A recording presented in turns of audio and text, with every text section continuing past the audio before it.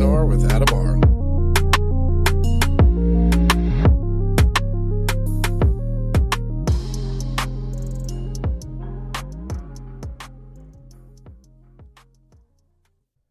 Welcome to 3PNR. I'm your host, Adam R., and joining me for this episode is David Havens, a U.S. Navy SEAL and author of Front Sight Focus. David, how you doing, sir?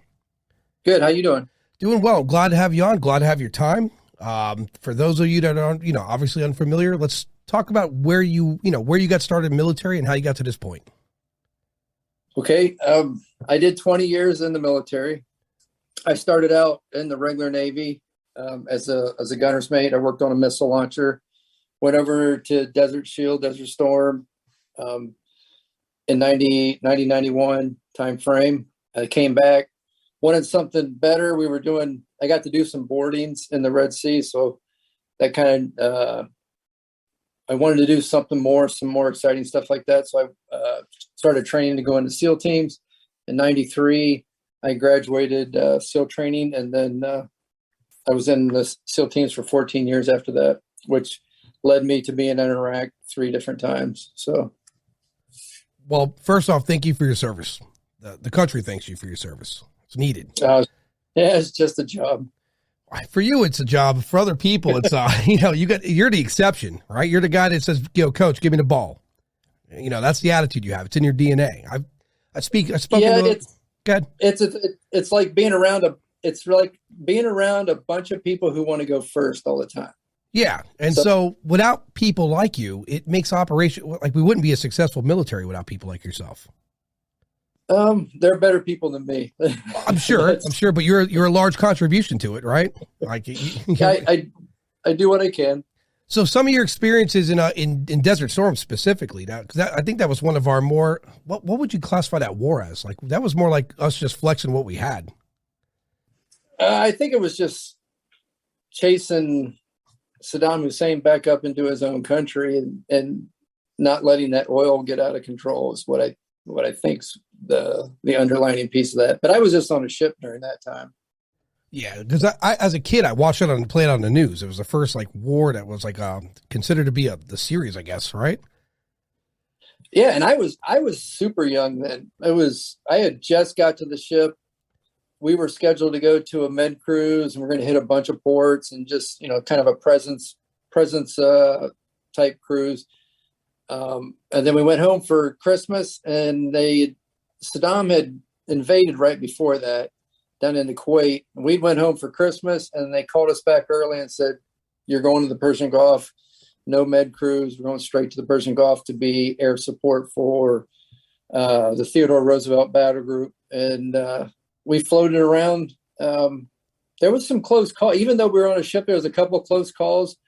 One morning, we all went to general quarters. We were in a minefield, and there was 2 other ships in the minefield with us, and they both got hit, the Princeton and the Tripoli. And the Princeton, it just destroyed. There might even been some people killed on that one, but it destroyed the back end of the boat, and the Tripoli got hit in the side, I think.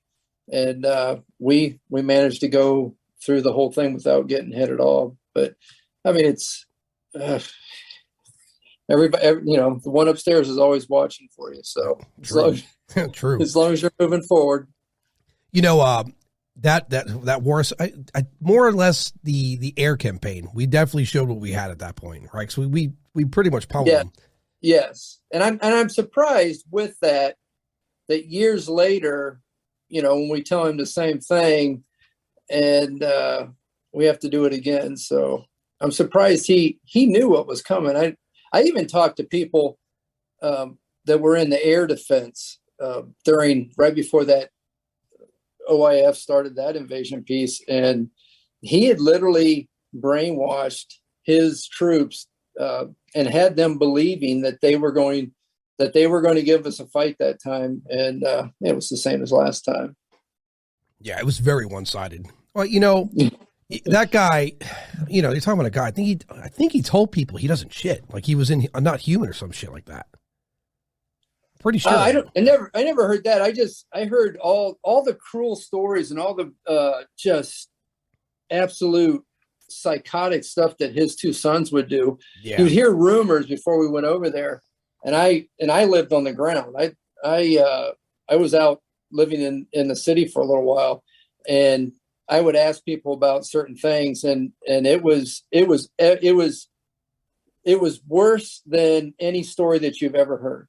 Uday and Kusei were absolutely the worst. It's if evil was in somebody, that was them. They were the epitome of evil and doing evil, sadistic stuff. That even one guy was saying on there's a certain day that they would have weddings and stuff, and he would drive around in the Mansour area in his Ferrari Testarossa, and he'd find weddings, and he would stop at the weddings, go in and rape the wife, and then come back out. That's how horrible of a person he was. Jesus, man. It's a good thing there's nations like ours that, deal with that, because otherwise we'd go unchecked. Yeah, I think it goes unchecked more than we can possibly imagine overseas. Indeed. I've been to quite a few different countries, and you are living in the best country in the world. Yeah, that's by far. I have people that say it to me. So I was like, oh, this, that, and they're complaining about something about America. And no, I'm like, listen, you go to another country and try to just form an opinion, let alone live a regular life. Yes, and yes. That's absolutely the way it is. And you can sugarcoat it with whatever you want, but there is no place on earth like America. The problem is we can't get along over here. Yeah, well, it's one big family that's always in a fight with each other. Yeah, it's because we have absolute freedom, which allows us to have the same kind of freedoms to have. We want reasons to have tribes, and we want to separate ourselves and argue. Yeah. It's crazy. Yeah, it absolutely is, and it's what it is. It's just the big thing for us is we got to a certain point now that we're not allowing other people to have opinions that differ from ours. And that goes against everything that we know as a nation, as a country. That's what it's built around. It's about your freedoms, your freedom of speech. And that's where it starts with. You're allowed to say whatever you want, and don't get mad at somebody because they have an opinion. That's their right. And it doesn't mean they are right. It just means that it is their right. Yeah, I mean, there's a lot of people I disagree with, but I don't want to fight them. I don't want to burn their house down. Right. I'm willing to discuss it. And I'm one of those type of people too, is if you've got a different opinion and you want to debate something, I'm open. I always like to kind of look at myself like Joe Rogan. It's like, he'll listen to everybody. It doesn't mean you're going to change his mind, but he's willing to listen. And that's what we're not doing right now as a nation. We're not listening to each other because a lot of things we're getting in the weeds about really doesn't matter in the big scheme of life, Right. And the other thing about Joe Rogan, he also evolves. If he learns something new, he's not afraid to say, hey, I was wrong. Yes, absolutely. More people should be like that. Should be. Yeah, agreed. Social media was a great thing. It allowed us to expand on our freedom of speech, and now it's starting to become a problem. They're actually putting limitations on freedom of speech. Yeah, I don't understand any of that, because allowing everybody to voice opinions moves everything along, because ideas come from debate and discussion and things like that. If you're not letting somebody else discuss their side of it, then we're not moving forward as a nation. We're moving forward as a one-way road. Right. Yeah. And like you imagine, so in a SEAL team, all of you, especially listening to your audiobook, you guys got to be on the same page. Right. Absolutely. And the big thing with us is we have things called standard operating procedures, your SOPs. And we do that from how we take down a target to how we put our gear on, to how we load out our weapons. Everything has a standard operating procedure, because everybody's going to do it the same way, so that we're all on the same page. And, when you're on the same page, you're working the most efficient and effective way possible. And the other piece is knowing everybody's job. Right. So if somebody goes down, I know what his job, I know how to take up his whatever, whether it's his field of fire, whether it's communications, whatever it is, we're able to do everybody's job. So that's the well-roundedness of. Wait, and it's not just being in SEAL teams. It's Green Berets, it's MARSOC Raiders, it's pararescue on the Air Force side. It's SOPs. Everybody follows the SOP, so everybody gets in and out safely, and we do it the most efficient and effective way. Agreed. You know, that's the idea. That's that key word, elite, right? These are all elite groups you mentioned, you know? I don't always look at it as elite because we're really good at what we do. But then when you sit down and talk to some people, it's like, oh, how did you get here? You know, Well, I think we yeah. all have people that we work with that are really good at their job. But then when you sit down and have a conversation, you're like, oh, you're making my head hurt. Because everybody likes different things, you know, except this one thing about being in the SEAL team or being on a Green Beret ODA or whatever it is. We all come together because we want to be elite at that. But then when we move off to do our side stuff, it's like, oh, I would never want to do that. You know, it's like, why aren't you the same as me? Well, it's because everybody's different, you know? Yeah. You know, that's mentioned in your book as well, by the way, about all the different forces coming together to work as one. Yeah. That one force, one fight. It was right. I'm getting ready to write another SEAL I ran into the other day. He hunted me down. And he goes, we need to write this book on, he's calling it two SEALs, one solution. And that's just a working title, but he's talking about the unity piece. You know, that's the one thing that we're lacking as a nation is unity. And why have we got away from this unity of being all, you know, we don't all have to be on the same page, but we do have to understand that everybody has, you know, opinions, rights, beliefs and stuff. And we've got to back up what the founding fathers originally wanted. You know, they wanted more freedom, smaller government, those types of things. Well, it's personal identity, right? Like I got Nikes and you got generic, right? Yes. And it's the ability to feel more important than the guy to your left. Yeah. Which is absolutely. stupid. You know, it's sadly to say, the last time I seen this country completely united, 1,000% was post 9/11. That was the last time. Oh, I've never seen anything. I've never seen anything like that before or after. And it was mind-boggling. I've never seen just people like locking arms, you know, just like, hey, and that's that family thing again. Yeah. You went over and messed with the family. The family fights with each other, but man, do not mess with the family, you know, because we're going to lock arms and we're going to go, you know, full bore at you. Well, I'm glad you used that word, because in a family, right? In a family, you could have a lot of people with disagreements in just a regular family. Yeah. But when Uncle blah, blah, blah dies, that it lets you realize how fragile your family unit is. And that's when you come together, right? Yeah. Yeah. I just don't want bad things happening to us. I agree. Yeah. I mean, you'd think by now it'd be like, look, man, we're here. We're a powerful nation. Our economy's up or down or whatever it may be this month, but we stick together. Right? Yes. You would think. Because some of our enemies, and you know, some of the things our enemies do are on blind faith, and they stay steadfast to it, and that scares me. Yeah, the whole thing with Ukraine right now it's all a big question mark. Yeah, nobody knows which ways that's going to go. Nobody's, you know, how long it's going to last, all those types of things, and the Ukrainians are sitting there, you know, basically holding their own, you know. Yeah, impressively. I don't know if he said this or not, but I read it somewhere that their president was like, look, I don't need a rod. I need ammunition. Right. I thought that was impressive. I was like, that's a president? Holy shit, that's impressive, right? Who says that?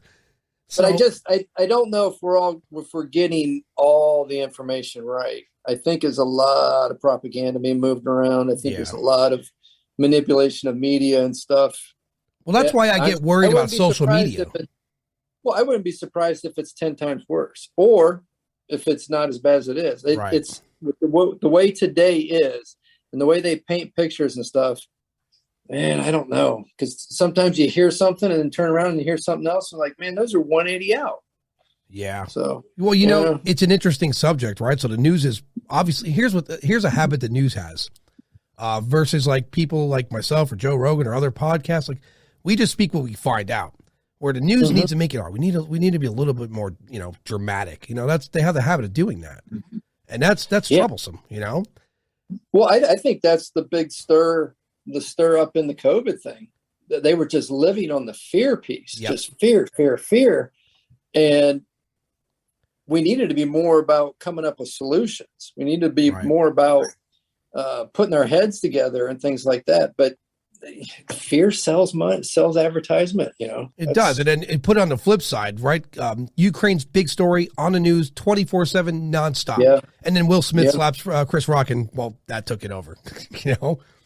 That just blew me away. Same here. And unfortunately, I like Will Smith. He's like one of my favorite actors. When that happened, I was in this weird position of like, what the hell? What do I think about this now? Because if it was me, if I walked up on stage and slapped just whatever comedian that made fun of me, I'm going to jail. Period.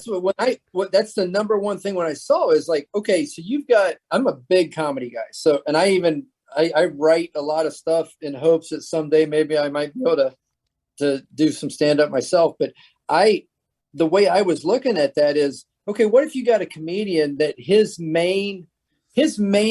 the bulk of his set is working the crowd, right? Doing crowd stuff. What, now he can no longer do that because there's a chance of this or that happening? We're just getting. And the thing is, what would happen if it wasn't Chris Rock? Let's say we had The Rock up there. Oh yeah, different story. Stay right in the seat. yeah. There's no way he's going to slap The Rock. That's not going to happen because I don't. Yeah. The Rock is a big dude. I don't care what anyone says. He's basically 6 men in one package, right? He's got enough T cells where he would turn around and snap someone's neck. So yeah. Well, I mean, the thing is he's a professional wrestler, and he was destined to go in the NFL. This guy's been on the heavy duty track forever. Yeah, man. But I looked at it from Chris Rock's kind of point of view. What do you do if you're Chris Rock? Yeah. Because I mean, that really took some stones to stay up there and let it go, and work through the set and then get the show on and off the air without any problem. Well, yeah, I mean, those are hallmarks. The guy that needs to be commended. Yeah, those are the hallmarks of a professional, right? Yeah, absolutely. That is absolutely what it was. What you saw there was an absolute professional. There's no other way to explain that, because people can say, well, he should have did. No, he shouldn't have. He should have played it straight and then sort it out when you get it done, because, there's nothing he could control. It was only going to get worse. Right. It's not good, because if I'm in a comedy club, if you go to a comedy club and you're in the front row, you're going to get roasted, period. Especially if you wear something flamboyant, whatever it may be. That's why you sit in the front row. Right. Exactly. Yeah. You don't want the attention to sit in the back. In a real show, there's going to be bouncers in there too that's going to take care of them. Yeah, man. I just, when that happened, I was in, and it blows me away because I didn't watch the awards. I don't really watch the awards. It was when I put the news on the next day, waiting to get an update on whatever the Ukraine was. I was like, wow, Will Smith. And that's all day. I didn't even hear about the Ukraine till the evening. I know. So, which lets you know where the news lays, right? They're objective. Yeah. The Ukraine's sad, but listen to this. It's really dramatic, and we're going to let this unfold. So much so that you've seen every celebrity and every news station and everybody with an opinion speaking about this nonstop. Even now, we're doing it, right? Yeah. So right.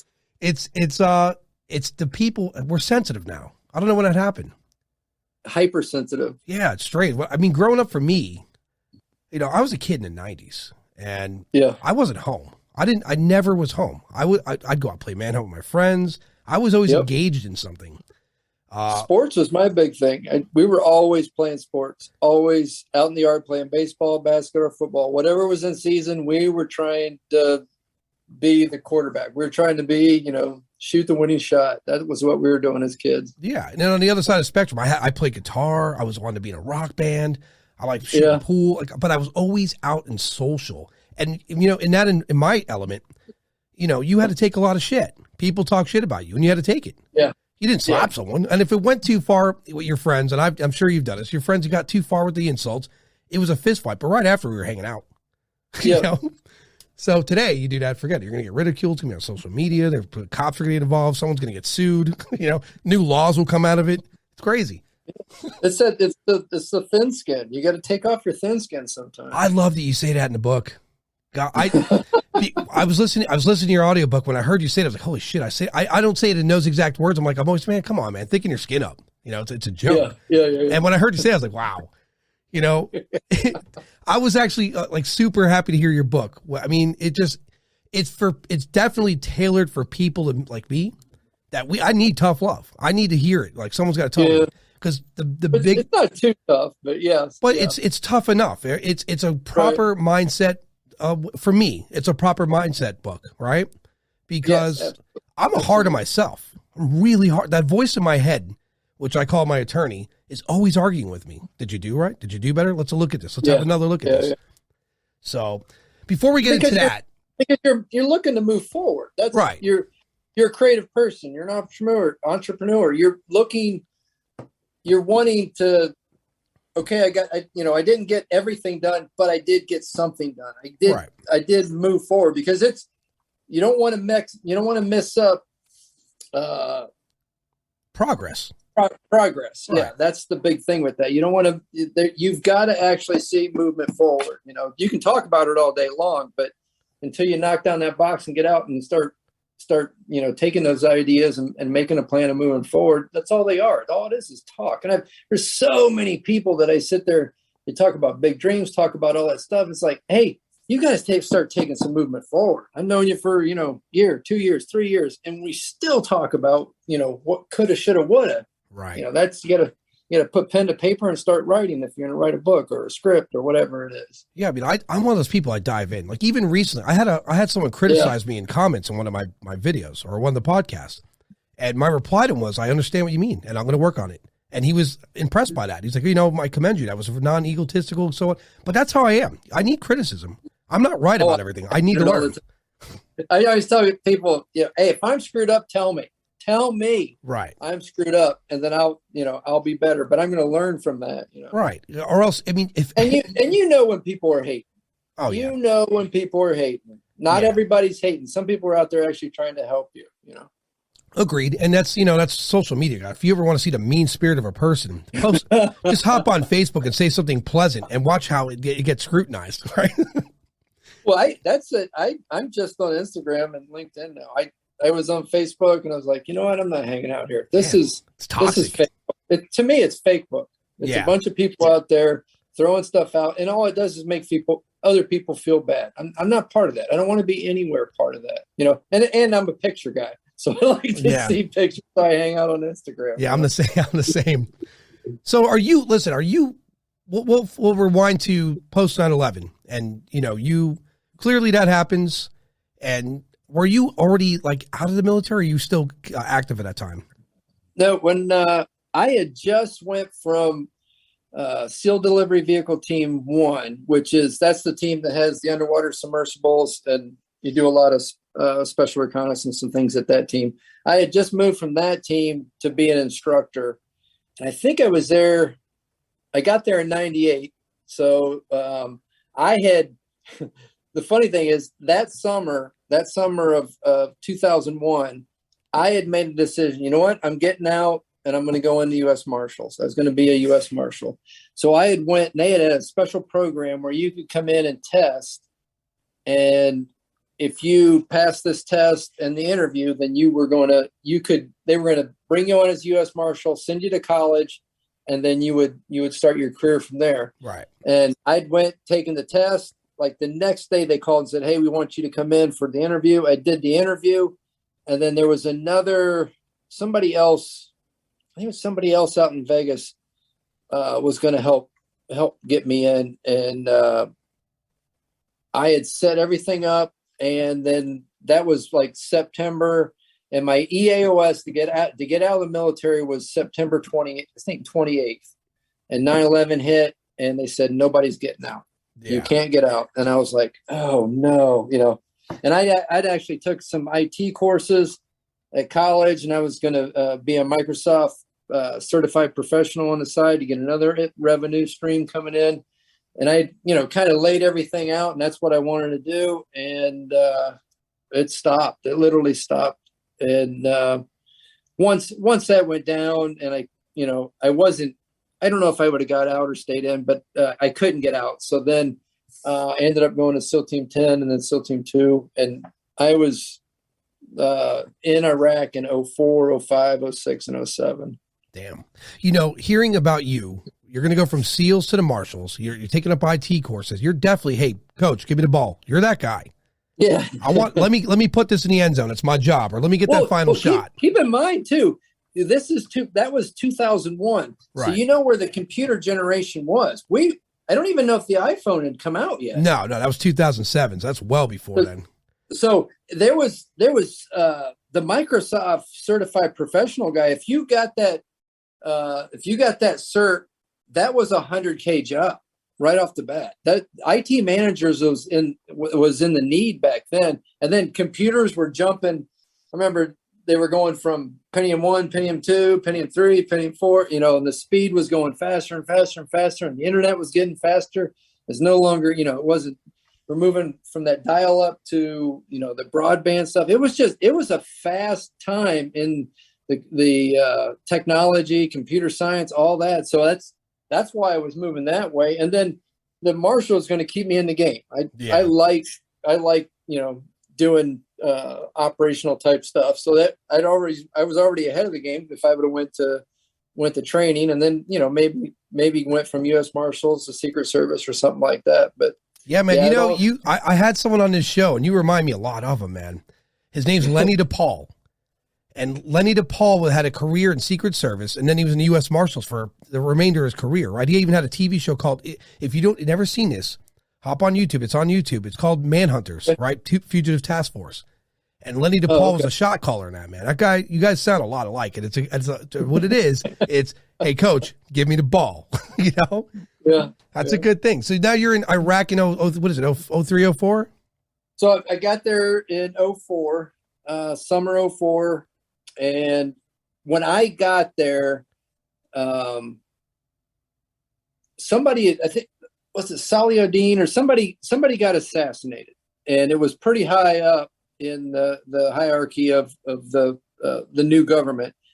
And then they put Alawi in as the prime minister, and then they had a president and two vice presidents. Well, what they said is, Rumsfeld said, "Hey, we can't have anybody else getting assassinated. So every SEAL in Iraq is going to come to Baghdad, and all you're going to do for the rest of your deployment is watch the top four and make sure that nobody gets killed."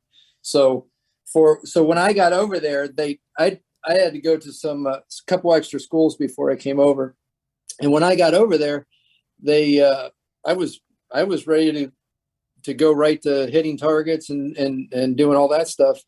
And they said, no, because everybody's in Baghdad.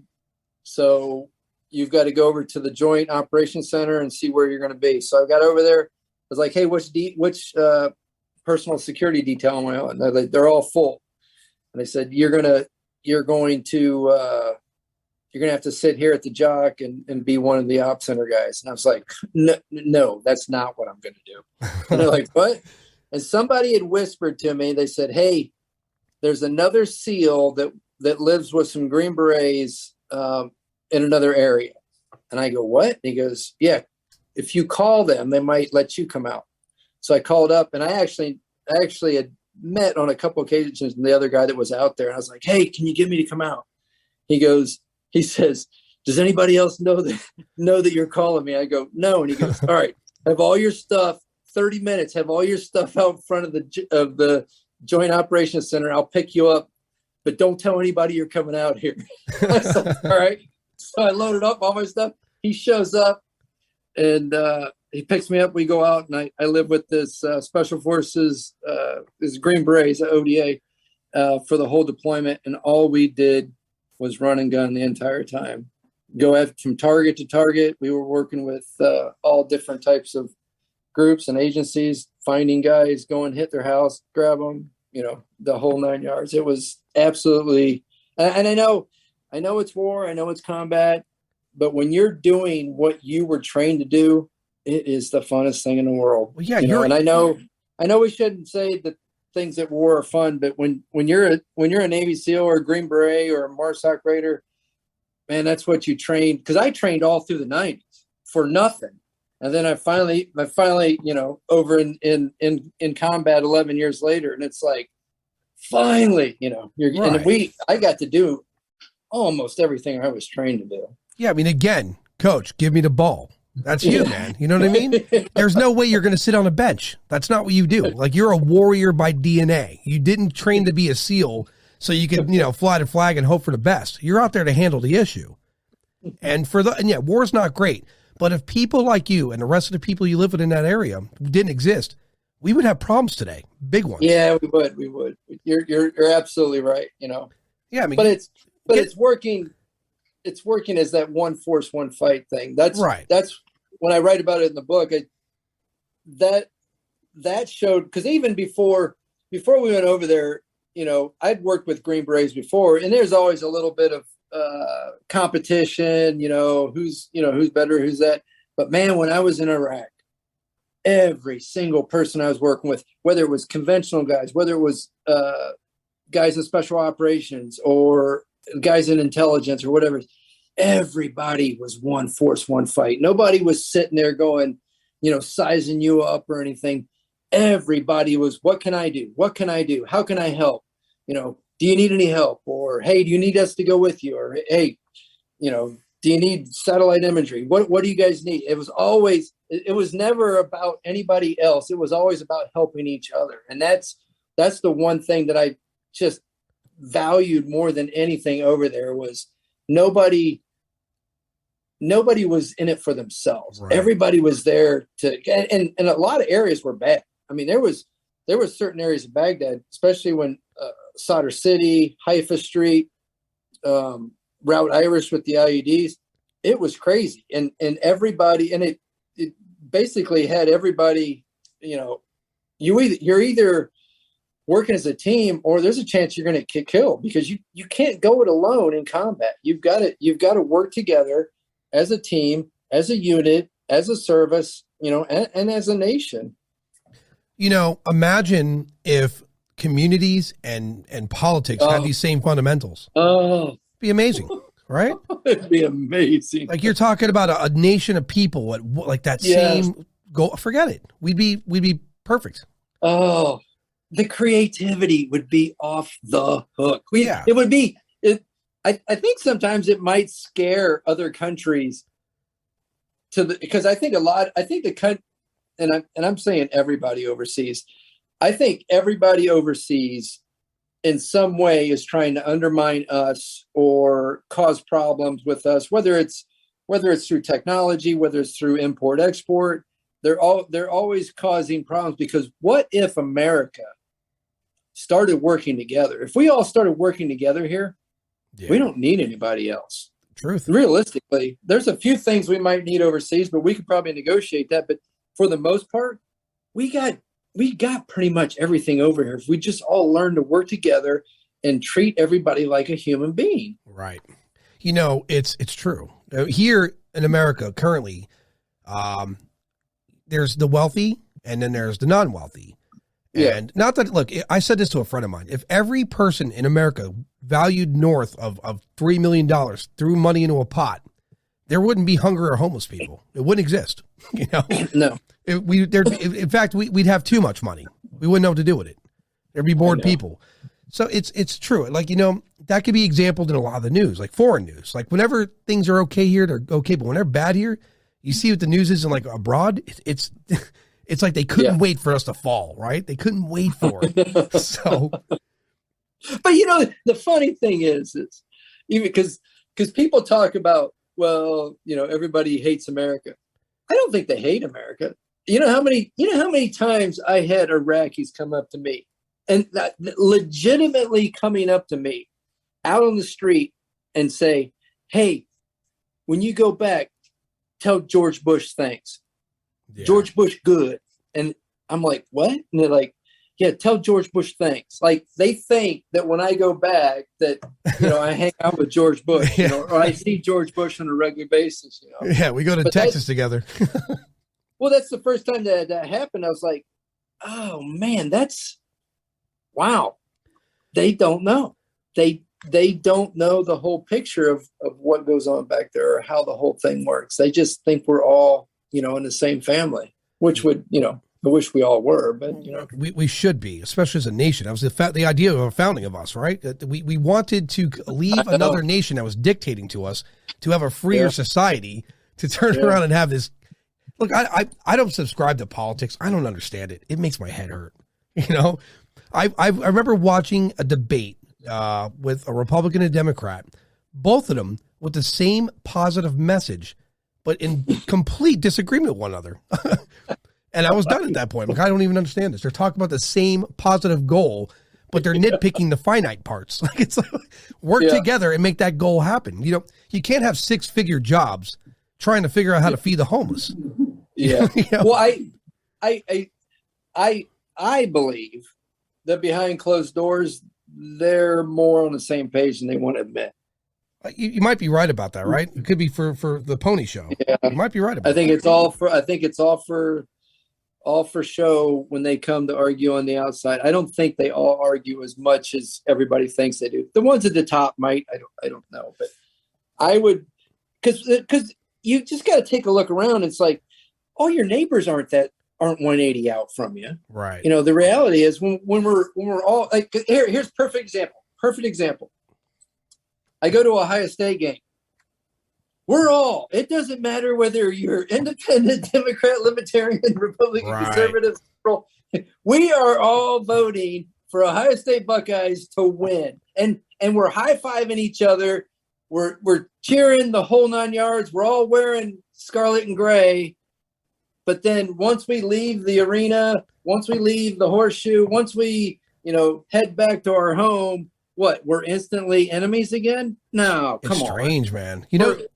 We're too much. We're so much alike. It's sick.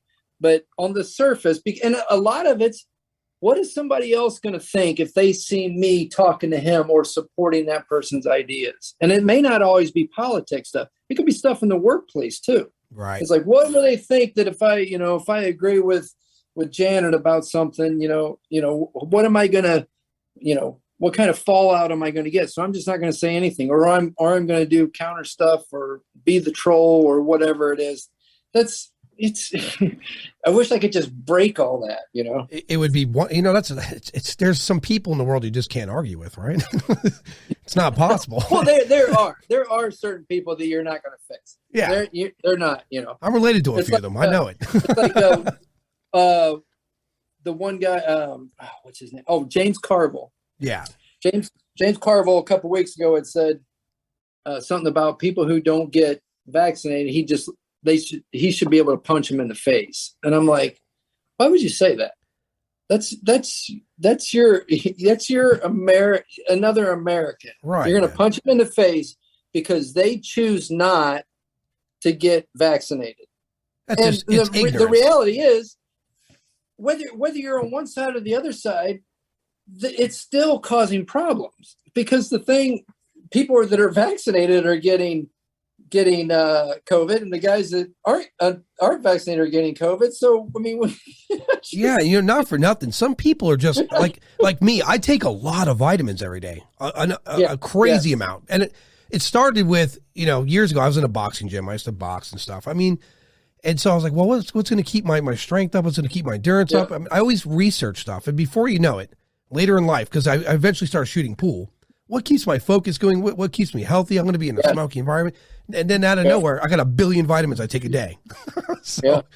But a lot of people genetically, some people get a cold and it's, 2 days or I'm okay. Other people get a cold, they're down for a week. Everyone's different. Yeah, everybody's different. Absolutely. And that's why people were asking me, whether it's in my family or people that I work with, is like, should I get vaccinated or not? That's a choice that you have to make. Right. Right. Somebody should not be telling you that you should do anything. And the best thing to do is do your research. And then yourself. Yep. If you get sick a lot, well, maybe you should. Right. Right. Exactly. If you get the flu every year on like clockwork, then maybe it's idea, get a vax.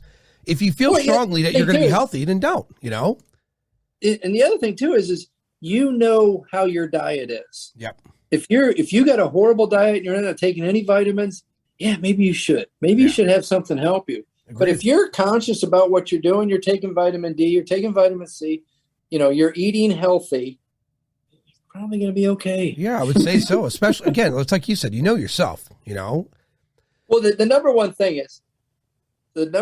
is that social distancing thing that they talked about. It works. That's the one thing. of all the stuff, whether you want to argue mask or whatever else, the one thing that we know works is social distancing. And we knew that from the flu. Yeah. How many times before COVID, somebody said, hey, if you got the flu, stay home. Right. If you got the flu, cover your mouth, all those types of things. We all knew that. We just hadn't put it into play in such a for everything. Well, yeah, but I worked in radiology for a period of time. And when someone came in and they had, say, something that they could transmit to you, aerosol or otherwise, it was just common sense to keep distance, or at a set point use, the proper PE. But yeah, when COVID came around, it's like we all got stupid real fast. We completely forgot the fundamentals of what it is to not get sick, so it escaped us as a whole. It was scary. It is a scary thing, but still. Do you remember swine flu? I think that was 2008. Yeah. Can I be honest? I didn't bat an eye at that. Nothing. Yeah. Didn't even. And the thing is, I don't even know anybody that got it. Same. Yeah. I continued my life as I went out, shot pool, hung out.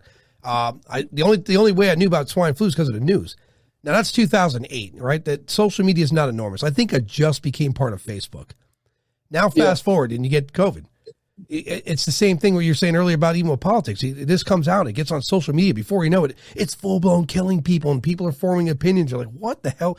I was confused, and I was like, what is going on?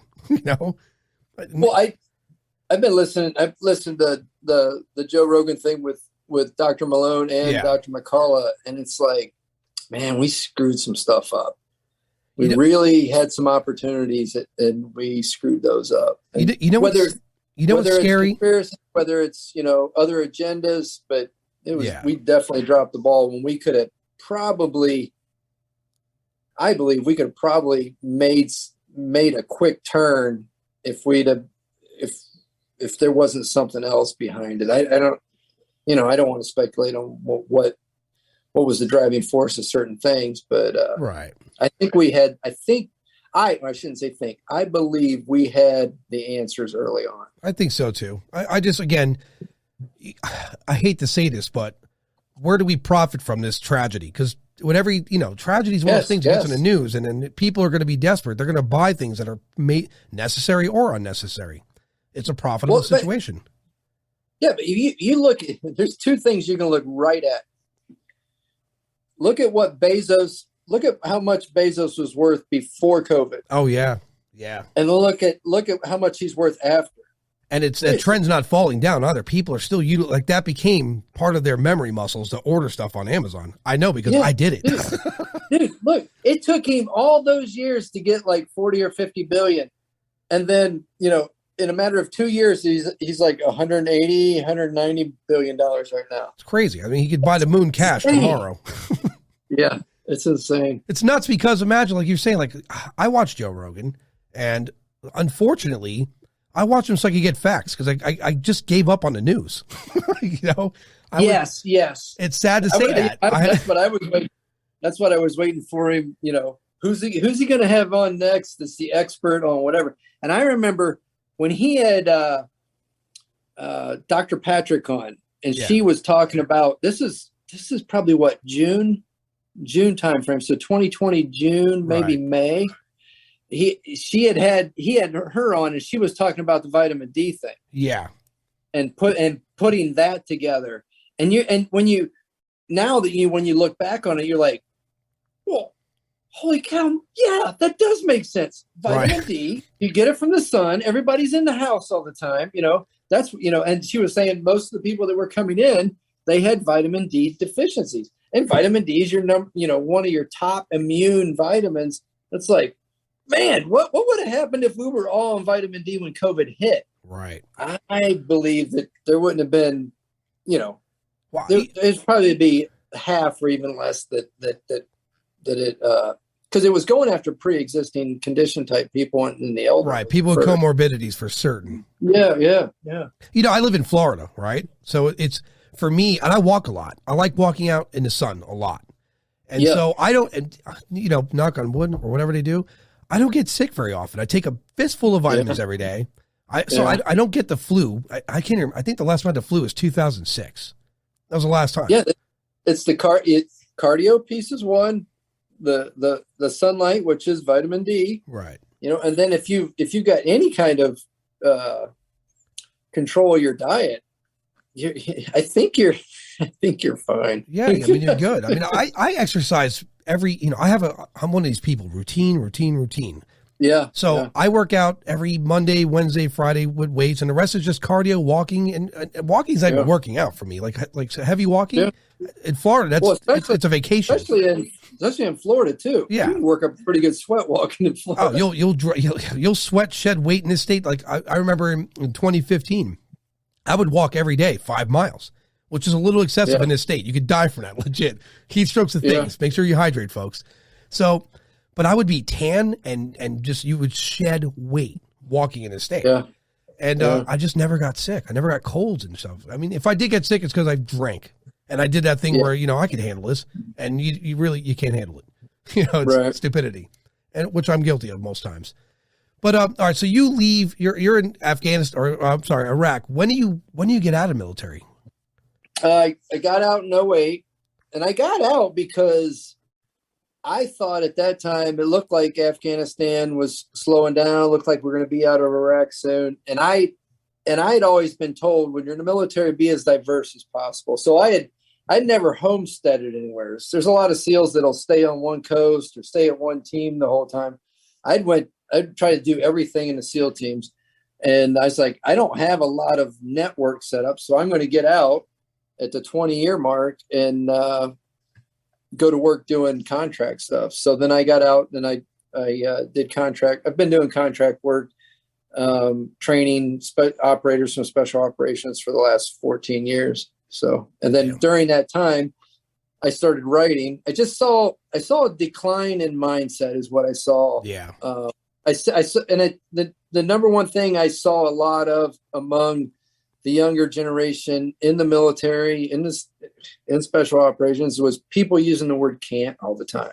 Yeah. I can't get this. We're never going to, you're not giving us enough time. And I'm like, well, this isn't the first time we ran this course or did this type of training. And I was like, and I started breaking out my phone while I was driving and dictating stuff. And what I found is I was telling people or trying to motivate people that I shouldn't have to motivate. And that's what kind of drove the piece for the book, is my other buddy would always razz me about the different phrases I'd use and things like that.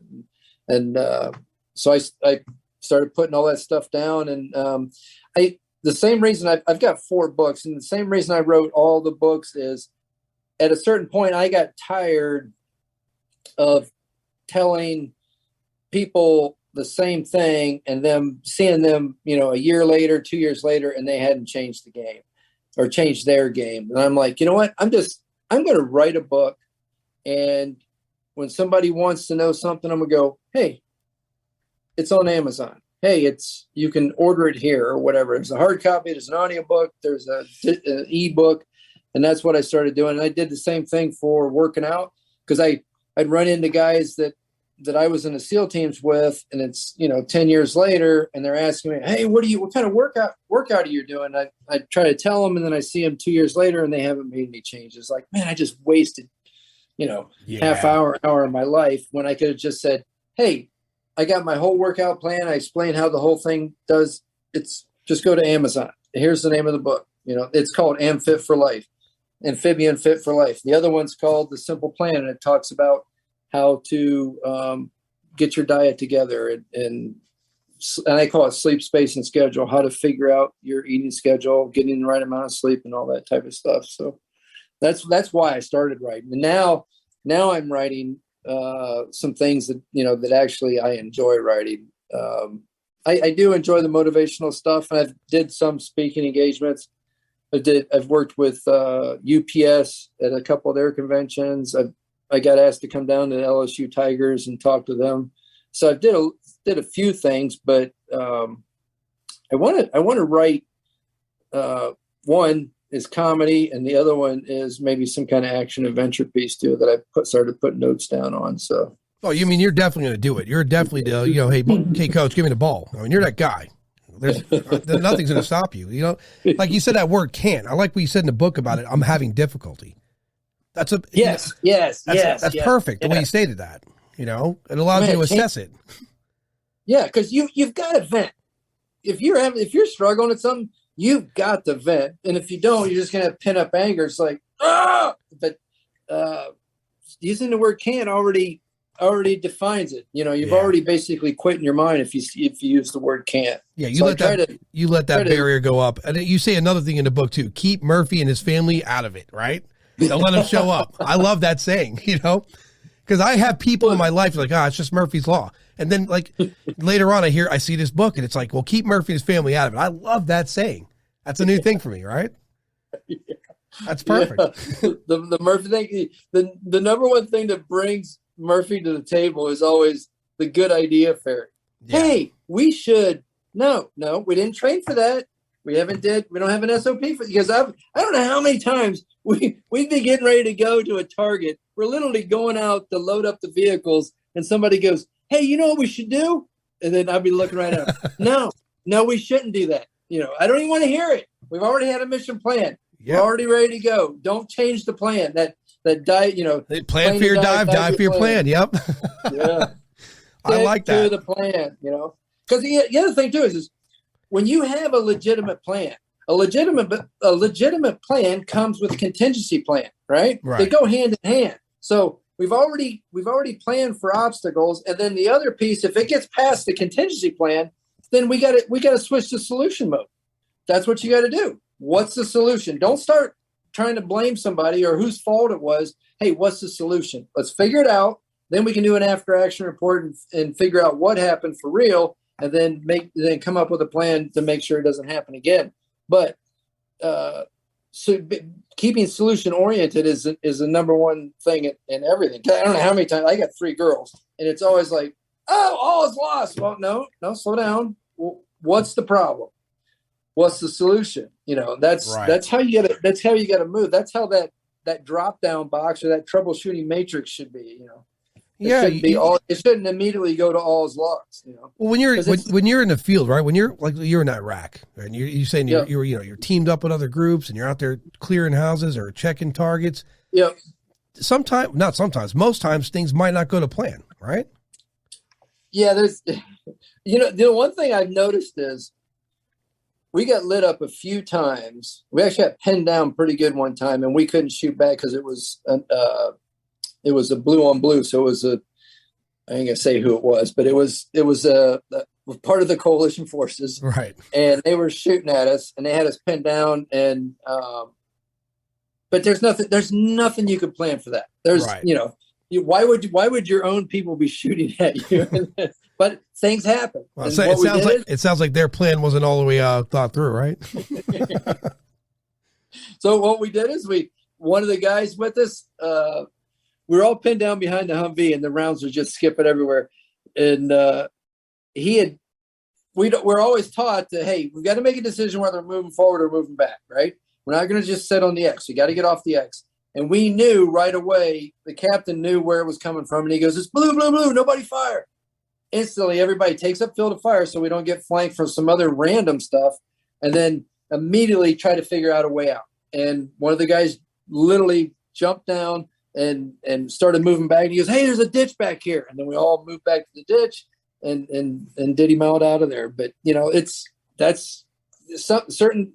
Most of the time that I found when we went to target, things went pretty good, right? Because a lot of the guys we were working with was doing their due diligence with the intelligence. When people talk about showing up at target and getting lit up and things like that, I was like, man, you guys ought to check with your intelligence guys and tell them to tighten up their game plan a little bit, because every time we went, we got hit a few times, but it wasn't because of what was going on at the target. Right. It was usually on the way back or something happened, or time sensitive stuff sometimes cuts down on the planning process. So you really got to stick tight to your SOPs. So. Yeah. I mean, as an elite group, you're not just going out there winging it, right? It's definitely all planned. Yeah. That's why sometimes I get frustrated when I watch these movies, right? And they just ad lib everything. I'm like, I don't think that's how it goes. I've never been in, but it can't be that way, right? The hero factor, I guess you call it. Like, too many. You just can't. Yeah, especially in when I was in Baghdad, and then when we were in Ramadi in 05, 06, it was, you couldn't go out and just hang out in town. You'd be the guy showing up with the black, with a hood on, hands tied behind your back, Yeah. and doing photos with the black flag hanging behind your back. Yeah. And you've got to stick to the plan, and there's so many things that you have to do to make sure everything's tight before you go out. But the thing is sometimes things are time sensitive, and you are doing coordination on the fly. So you got to make sure you do it. I always tell guys, make sure you do it the same way every time. Just don't wing it. Just if things are going to speed up, so just stick to the plan. What's the checklist? Go down through your checklist, make sure everything's good to go. Do your coordination, whether it's getting your quick reaction force info out, or coordinating with battle spaces when you're switching from one battle space to another battle space. That's the other thing in Baghdad. So many battle spaces there. Yeah. You had to make sure that, hey, if I'm crossing this battle space into another battle space, make sure I got, calling the battle captain and say, hey, I'm now in your battle space, making sure you have coordination with their QRF, and they're up and they know that you're operating, those types of things. What was the most tense fight you had out there? We got in September, what was it?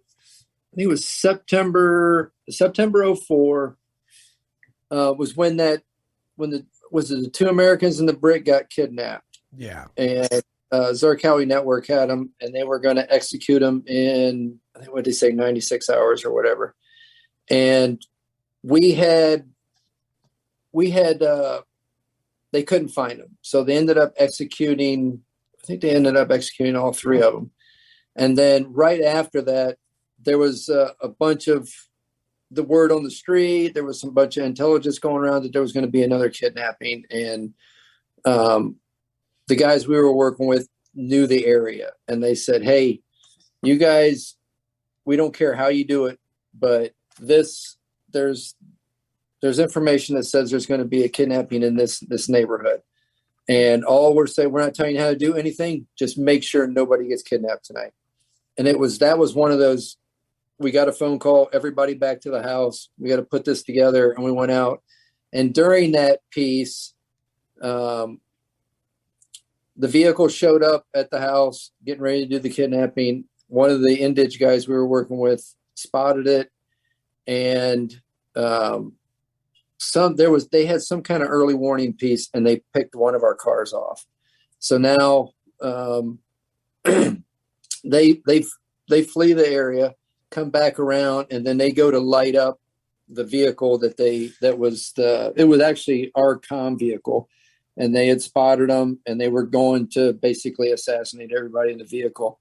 And what they didn't know is we had operators in the back of the truck.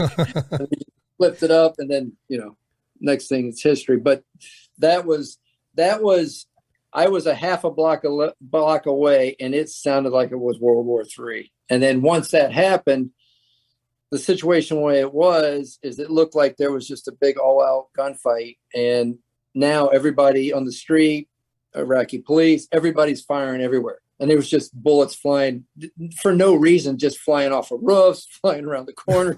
So finally, the captain who got hit, he's given calls, everybody back to the house, and nobody was going back to the house. We're not going back to the house till we find out and make sure everybody's safe, and we're gonna get a head count before everybody goes. So we were all in back comms going, hey, are you going back to the house? No, I'm not going back to the house. We got to find out and make sure we got comms from everybody. So finally, one of the guys had pulled up his car to the Bank of Baghdad and vectored everybody in there. And then we took over the Bank of Baghdad and called in the QRF, and the Rangers came in and got us out. But because there's no way we could have fought our way back. We just didn't have very many people. So. Right. Yeah. That was one of the times where your field of fire was like everywhere. It was bullets flying. And we were driving. This is the one time we had an Iraqi driving our vehicle. So it was Iraqi driving the vehicle. I had Iraqi in the back with me, and then my buddy was up front navigating.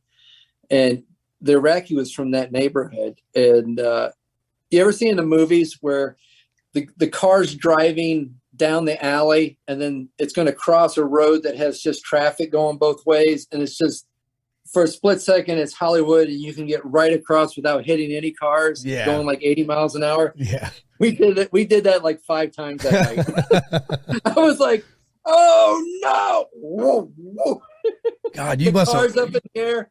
The chemical response you must be having that whole time, right? Adrenaline dump. It was crazy. Well, I'm making comms with some of the other vehicles, and my buddy up front's making comms with those guys, and then we're calling the captain to make sure that they strong pointed a house up by Mathana Airfield, and they called the QRF in there to get them out, and then they come down and got us out. But yeah, but you know what was funny is they pull up. Me and 2 other guys went to the roof to set up comms and set up sniper overwatch up on the roof.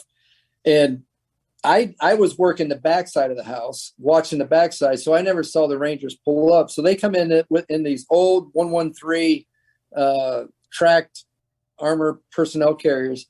So they got 2 of them parked out front, and we might have been there 20, 30 minutes, and the guys go, hey, the Rangers are here. Pack all your stuff up. Come on. They're going to escort us back to the green zone, and then we'll go back to the house from there. I was like, all right. So I come down, and I'm getting in my car, and I'm like, where? I don't see any Rangers, because it was all black and dark, and all you can see is alleys and stuff. But the QRF 113s are 2 of them are parked out in front of the bank. And I go, where's the Rangers at? And then one of the guys in the vehicle blows a whistle.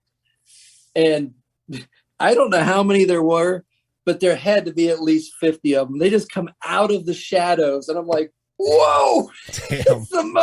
It's the most conventional forces I've ever seen on target. And they all pile into the 113 and we all drive back. But it's the most guys. It's the best feeling you've ever seen in your life when it's all dark and there's hardly anybody out. And you're like, oh, it's kind of eerie out there. And then as soon as that sound or whatever that they made, all of a sudden they just came out and it's like, whoa, you're loose, having all those guys come out. And you're like, man, I was protected, Yeah, that's got to put you in a good position to feel. I can imagine the feeling there, right? You're in a hostile area. It was like complete. You went from like, oh, it's kind of sketch out here, and the complete safe. that draws right back to that team effort, right? Yeah. Oh yeah, yeah. And those guys were. I don't even know if they were all Rangers, but that's the conventional force, and they would take turns being quick reaction force for everybody in their battle space. And they went out, never had a problem with. We've a couple of times worked with QRF and never had a problem. Those guys. That's the one thing I will say about conventional forces, like the regular Army. There were some warriors over there. I mean, hardcore, because they have to go out and patrol those streets with the IEDs and everything. Yeah. And sometimes I'd go over to do coordination, and especially in Ramadi, we'd go over to do coordination for a target or something. And I would, maybe I only had a couple of my guys, and I needed some conventional guys to go with me. And I was like, hey, we're going to go hit this target, blah, blah, blah. And the major would go, hey, we've got the guys coming in. I'll hook you up with them. They'll be your assault team when you guys go out tonight. And literally, I'll go outside, and that troop will be coming in with a Humvee, with a big towing hauser, pulling another Humvee that just got hit with an IED.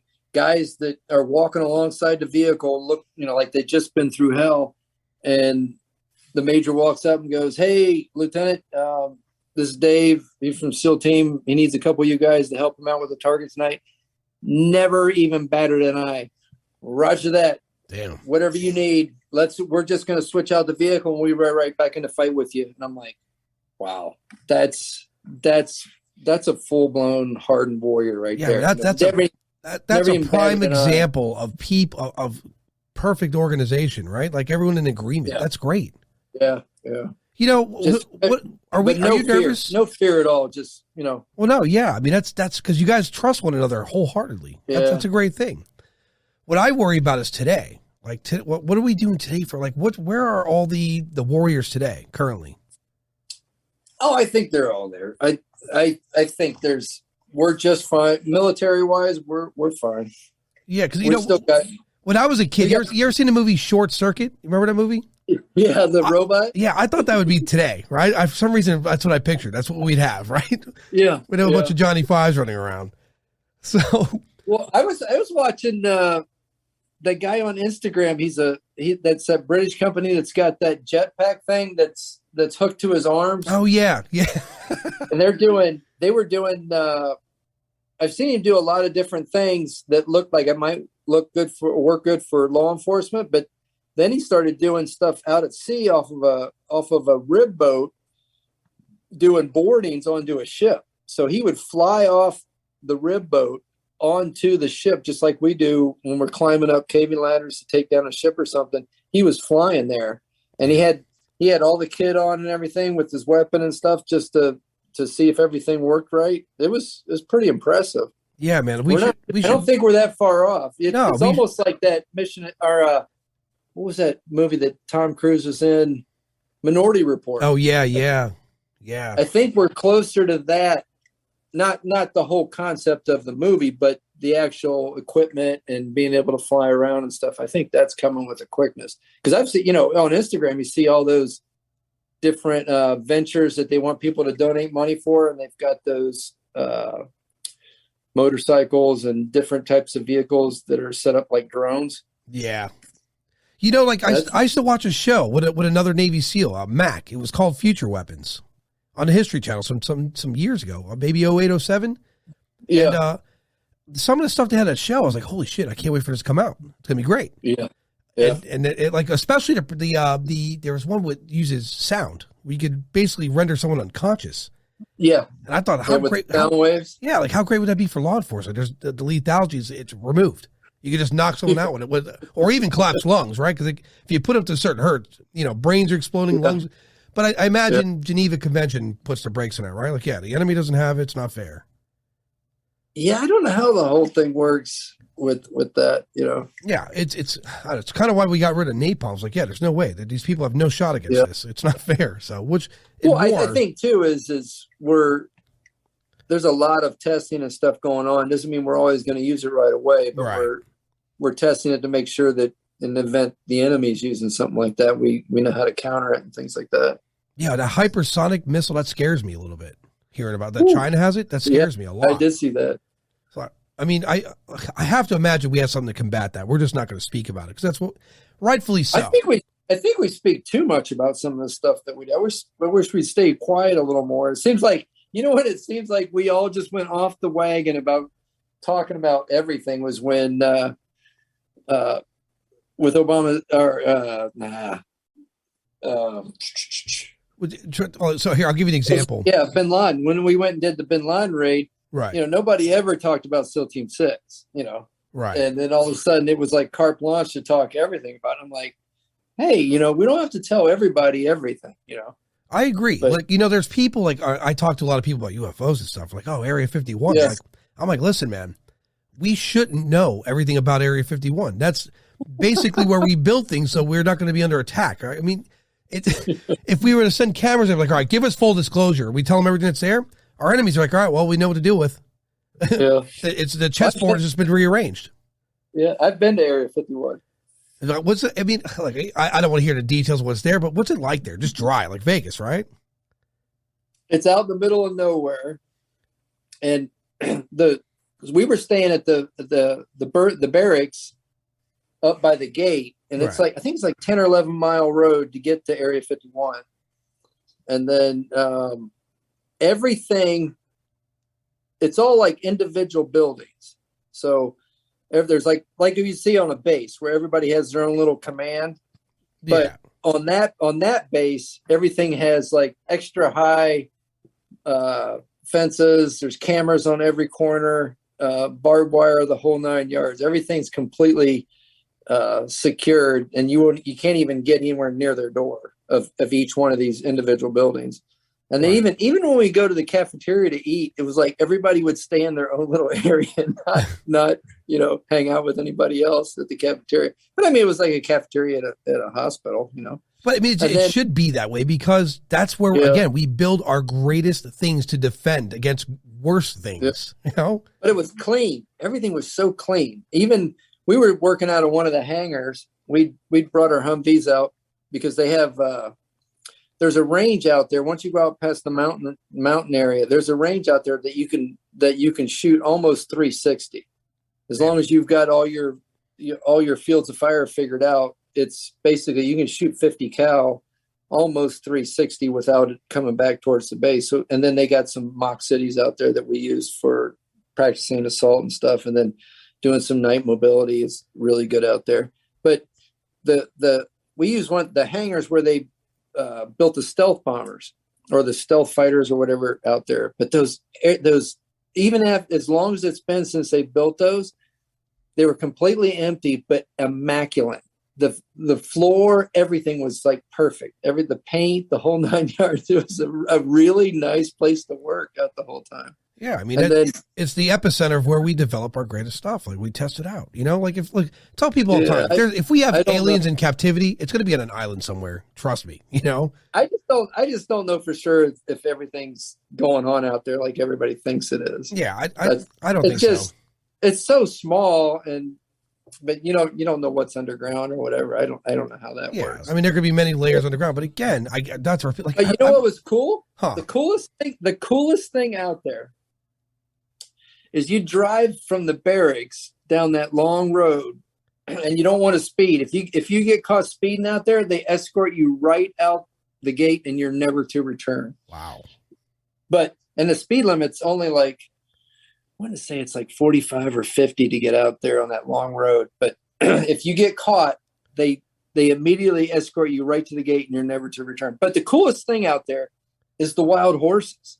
There's just huge herds of wild horses that just run all day long out there. It's like you're in a Chariots of Fire movie or something.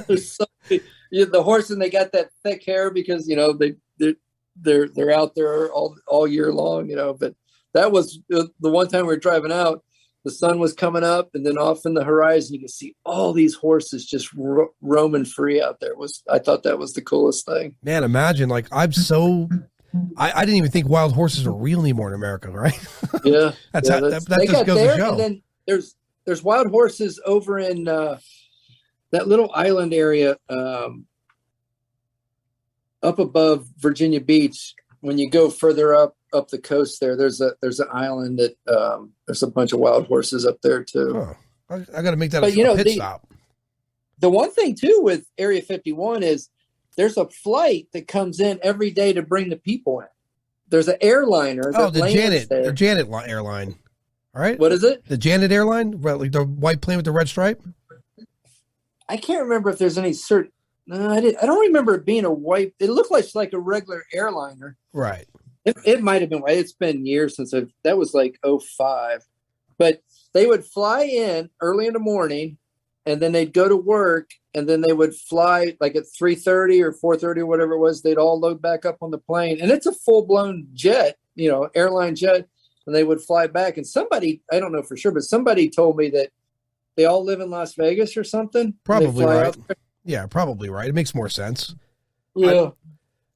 So here, do you remember But I didn't see the whole time I didn't see anything spooky. There was nothing. Yeah, that's a lot of the people I interviewed. I would go out there at night, Yeah.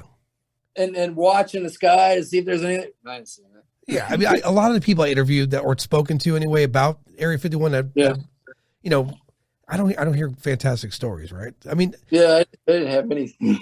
Yeah. Nothing. So, do you remember that whole thing with like 1 million people are going to march to Area 51? I was like, that's that's 1 million people dead. What are they? It's a military installation. What are you going to do? Yeah. It's crazy talk, man. So at this point, when you leave military, you go into contracted. Did they recruit you? Is that how that works? Oh, to come in to do the contract? When I got back from Ramadi in 2006, they had me. We were doing some special stuff during that time frame, and they wanted me to brief some of the guys that were going through that course. So I came back and gave him a brief, and then the admiral wanted to get a brief on what we were doing. So I briefed him, and during that time, one of the contract people came up and they said, "Hey, when are you thinking about retiring, or how much time do you got left in your career?" And I said, I probably got about a year and a half, maybe 2 years. And the guy goes, he gave me his card and he goes, "When you get out, you have a job."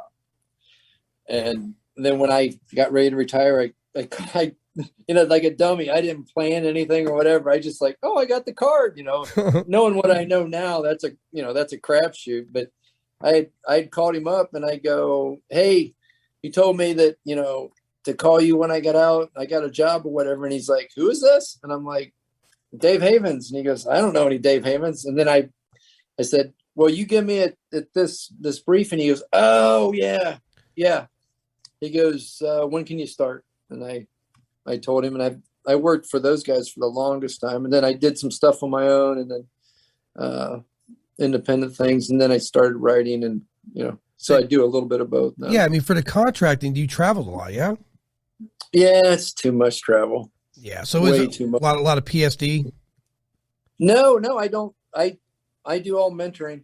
Oh, okay. Well, I mean, Well, the only thing I did some real stuff last summer was some surveillance operations that we got hired. I knew some guys that were linking up.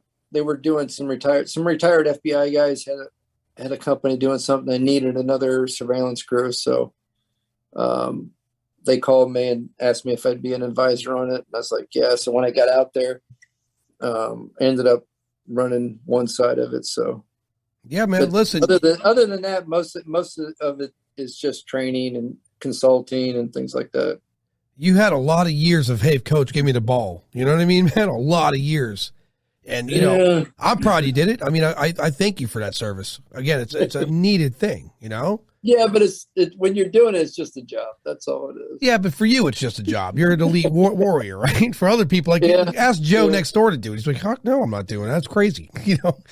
Well, I think a lot of times I don't think twice about jumping out of an airplane or going, diving in pitch black dark. But, at some point you had to start someplace. Well, yeah. I think it's just, what to do. And that's why you're comfortable doing what you do. Yeah, well, people like you, military, law enforcement, you're the buffer between average people and the absolute ugliness that exists out there. There's people in the world I wouldn't want to be a law enforcement guy. I definitely would not want to be. Yeah, it's tough on those guys right now, man. Like they're doing it every day. Yeah, man. Every single day they're doing it. It's every day. And the thing is, the only reason you call law enforcement when there's danger, and they got danger every single day. Yeah, man. I talked to a lot of cops on the show, detectives mostly. Yeah. These guys are walking. That's the real warriors, right? Yeah, man. These every day they deal with everything we don't want to deal with. I'm not saying there's not bad ones out there, but then again, there's some bad. There's a bad everything out there. There's a bad.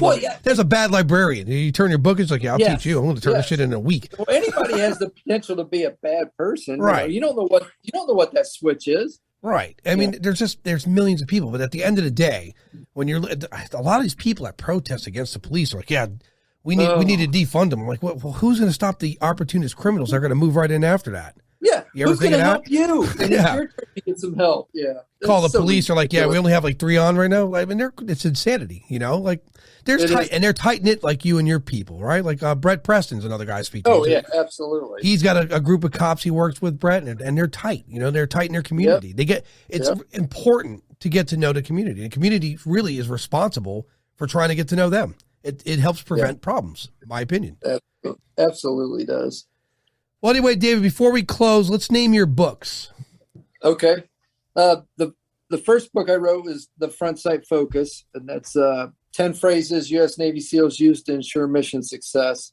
And basically what I did in that book is I took the stuff that we do, whether it's in combat or in training or whatever, and I show how I relate it to real life. And I blend a real life type stuff with the stuff in the SEAL teams or in the military, those types of things. And some of the key things is, communication, contingency planning, all that type of stuff. And then I give some examples of that stuff. So, and the thing is, all my books are short reads. They're, I think the audio books 2 hours, maybe a hair over 2 hours.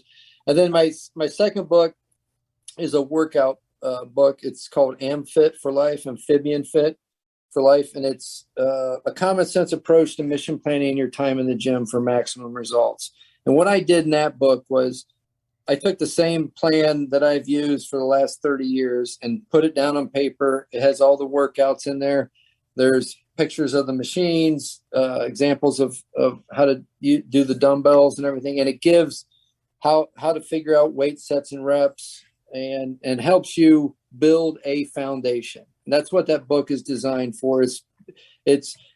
It rotates everything. It rotates the body part, it rotates the exercises, and it rotates the type of exercises, whether that's dumbbells, machines, barbells, those types of things. And if you don't know anything and you want to do something, because the one thing that we've learned over time is if you want to continue to have the best chance of staying in shape, weights is one of the best things that helps with keeping that body fat off. You know, you can do all the cardio in the world, but that's only going to do so much.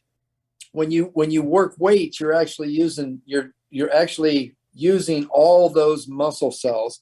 And if you're using muscle cells, then that means those are more cells that are going to grab stuff out of that bloodstream to use for nutrients and stuff. And it takes a lot of the things you're eating and uses it versus turning it into fat and stuff. So if you're wanting, when you're getting older, it's good to have some kind of weight training, whether that's bands, whether that's weights, whether that's using machines or whatever it is. And what I did in the book is I broke it down so like an 8th grader can figure it out. And I walk you through the whole process of how to put a plan together. Because a lot of guys show up at the gym and they're making up the workout as they're walking in the gym. When you pull that door on that gym, you should already know what you're going in there to do. You should know all the exercises. You should know what kind of what the reps are and what the goals are. And I lay out it in the simplest possible piece. And it's an ebook. That's the one that's just an ebook. And I did it for one reason, because you can load it on your phone and all the pictures and everything are all there, and you can follow the whole thing down as you go through the gym. And if you don't know what that exercise is, just scroll a little bit and the picture of that exercise is in the book for you. And Life Fitness, let me use all their pictures for all the equipment. So most gyms have the Life Fitness, Hammer Strength, and Side Bag. So that's the second book. The third book was just a fun book I did with a chief petty officer that I grew up with on the ship. We talked to some motivational stuff, and the stuff that I post on Instagram at Frontsight Focus 190 or on LinkedIn, David Havens. Those are the same things that I put in the book. I do my own graphics and stuff, and I write little paragraphs, motivational stuff for those. And then the last book's called The Simple Plan. And I wrote that with my financial guy. It's where you should start. If you're wanting to get your health under control, you wanted to work on your weight, you wanted to get into shape and things like that, the first thing you need to do is get that intake under control. And that's what that book's about. I explain everything into just like I did with the workout, so that an 8th grader can understand. And I started with talking about sleep. I talk about scheduling out your meals, what those meals should look like, how blood sugar works, how the glycemic index works, all these things that you hear, these buzzwords that trainers use and nutritionists use. I just took it and I was like, okay, let me watch all these YouTube videos and read these books on intermittent fasting and all this stuff, and I'm going to explain it in the simplest terms possible. And it's called The Simple Plan. And the simple, SIMPLE, is basically an acronym. So the S is sleep, space, and schedule. I is intermittent fasting. M is minimize. So we're talking about minimizing sugar and things like that. P is prioritize you. L is live life. And E is execute with consistency. We wrote a small chapter for each one of those. And I just finished the audiobook in this past fall. And it's up on Amazon, up at audible.com, as is Frontsight Focus. And they're both right at 2 hours. So if you want a basically a cheat sheet, a one-stop shop for motivating your mindset, working on getting a foundation started on a workout, and figuring out an intake plan. The mind body intake series that I've written is the easiest way to do this. And then once you have this knowledge, it's just like with anything in life, knowledge is power.